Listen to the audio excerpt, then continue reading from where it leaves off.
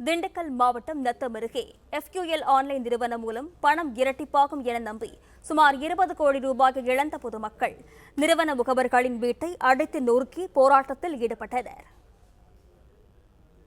விவரங்களுடன் செய்தியாளர் மணிமாறன் இணைப்பில் உள்ளார். வணக்கம் மணிமாறன், விவரங்கள் என்ன? பதிவு செய்யலாம்.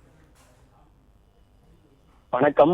திண்டுக்கல் மாவட்டம் நத்தம் அருகே ஆன்லைன் மோசடியில் ரூபாய் 20 கோடியை இழந்த மக்கள் முகவர்களின் வீடுகளை முற்றுகையிட்டு போராட்டத்தில் ஈடுபட்டு வருகின்றனர்.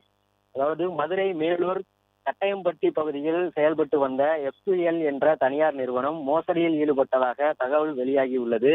இதையடுத்து ரூபாய் 1 லட்சம் முதலீடு செய்தால் 2 மாதங்களில் முதலீடு திரும்ப தரப்படும், அடுத்தடுத்த மாதங்களில் பணம் இரட்டிப்பாக்கப்படும் என வாக்குறுதி கொடுத்ததாக தெரிகிறது.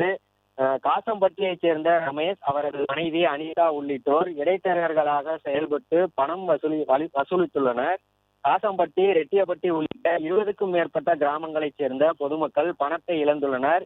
20க்கும் மேற்பட்ட கிராமங்களைச் சேர்ந்த 30,000த்திற்கும் மேற்பட்ட சுமார் 20 மேற்பட்டோர் சுமார் 20 கோடிக்கும் அதிகமாக முதலீடு செய்துள்ளனர். மக்களின் பணத்தை பெற்றுக்கொண்ட நிறுவனம் திடீரென அலுவலகத்தை பூட்டிவிட்டு தப்பியோடியதாக தகவல் வெளியானதை அடுத்து ஏமாற்றத்தை அறிந்த மக்கள் முகவர்களின் வீடுகள் மீது கற்களை வீசி தாக்கி கோஷங்கள் எழுப்பி ஆத்திரத்தை வெளிப்படுத்தியுள்ளனர். தகவல் அறிந்து வந்த தாசில்தார் டேனியல் பிரேம்குமார் மற்றும் நத்தம் காவல் நிலைய ஆய்வாளர் பொன் குணசேகரன் ஆகியோர் பொதுமக்களிடம் பேச்சுவார்த்தை நடத்தி பாதிக்கப்பட்ட மக்களிடம் இருந்து புகார் மனுக்களை பெற்று உரிய நடவடிக்கை எடுப்பதாக அதிகாரிகள் உறுதியளித்தனர்.